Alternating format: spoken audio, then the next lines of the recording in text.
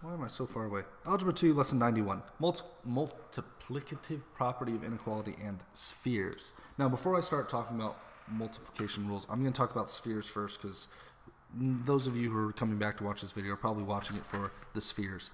So, a sphere is a ball, right? And we got to learn two equations. We got to figure out how to find the volume of a sphere and then how to find the surface area of the sphere. Now, the book gives you these two equations, which are, there it is. The two equations that the book gives you is for volume of a sphere. They tell you that it is 4/3 times pi times radius cubed. And then they tell you that surface area of the sphere is equal to 4 pi r squared. All right. Now, surface area of a sphere, I've got nothing else for this one. You got to memorize it. Let's put this one in red. Definitely need to memorize this one.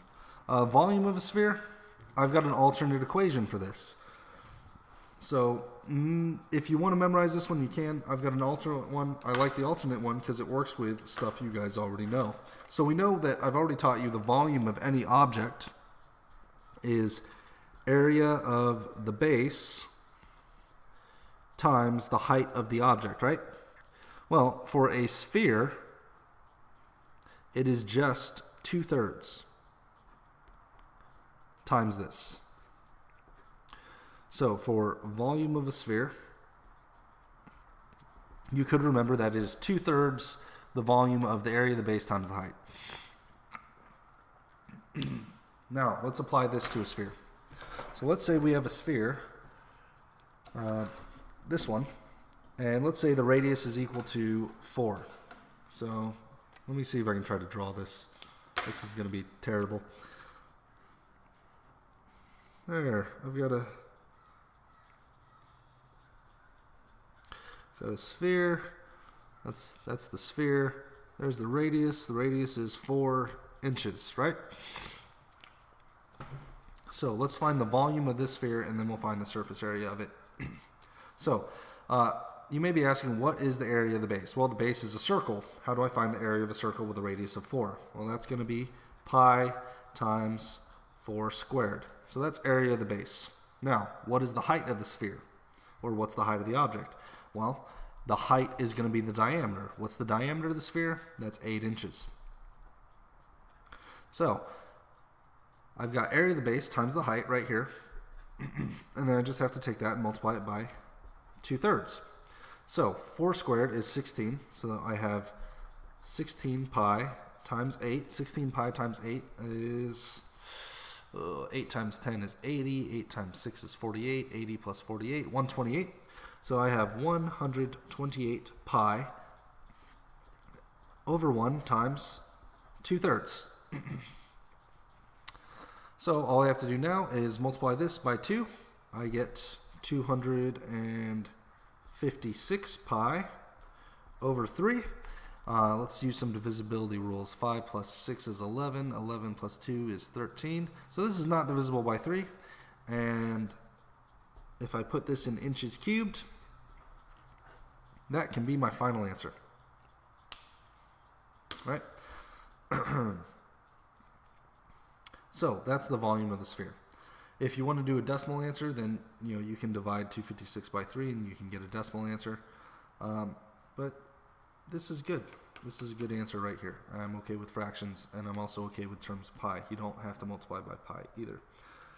Let's see here. Now let's do the surface area of the same sphere. Now, surface area of a sphere, like I said, I've got nothing around this equation. We just got to use this equation. Now, the cool thing about this equation is it's just the area of the circle times 4. We already saw that the area of the circle is going to be pi times 4 squared. 4 squared is 16. So 16 pi is equal to the area of the circle, or pi r squared. And I just have to take that and multiply it by 4. 4 times 10 is 40. 4 times 6 is 24. 40 plus 24, 64. So 64 pi inches squared is the surface area.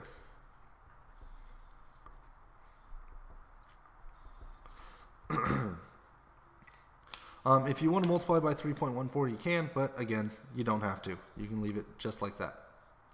You guys have any? Oh, well, I almost forgot. We got to do inequalities too. All right, so let's go back to, so that's all there is for spheres. Let's go back to multiplicative property of inequality. The multiplicative property of inequality is simply that if you're going to multiply a greater or less than sign by a negative number, you're going to change the sign. So for example, if I have negative 8 is less than 5, right? And I take this inequality and I multiply each side by negative 1, right? Negative 8 times negative 1 becomes positive 8. 5 times negative 1 becomes negative 5. Now what happens here is my sign, if I were to put it down here, would be a lie, because 8 is not less than negative 5. So what happens is our sign reverses. Now, the funny thing is it also works if we divide. So I'll take these same numbers, I'll go ahead and divide. If I divide each of these by negative 1, we'll see the sign reverse again. So 8 divided by negative 1 is negative 8. Negative 5 divided by negative 1, the negatives cancel, and I get positive 5. And as we saw above, negative 8 is less than 5. So anytime you multiply or divide by a negative number in an inequality, the sign reverses. Right? So that's the rule that we're getting at here.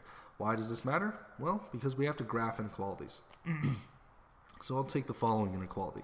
Let's say we have negative 3x plus 4 is less than and equal to 13, and my domain is reals. So before I can graph this inequality, I have to solve for x, right? So I'll subtract 4 from each side. And I get negative 3x is less than and equal to 9. Okay, now here I have to divide by a negative number. So I'll divide by negative 3 on each side. That cancels. 9 divided by negative 3 is negative 3, oddly enough. And on the left I have x. Now what I have to do is I have to reverse the sign. So instead of it being less than and equal to, it changes to greater than and equal to. Now I can graph this. So I draw my number line, draw my 0, I draw negative 3, and then greater than and equal to is a solid dot with an arrow that goes to the right. And that's all we have to do as far as graphing inequalities and then dealing with negative numbers. So negative numbers reverse the sign. If you guys have any questions, let me know on Moodle, and I will see you in class.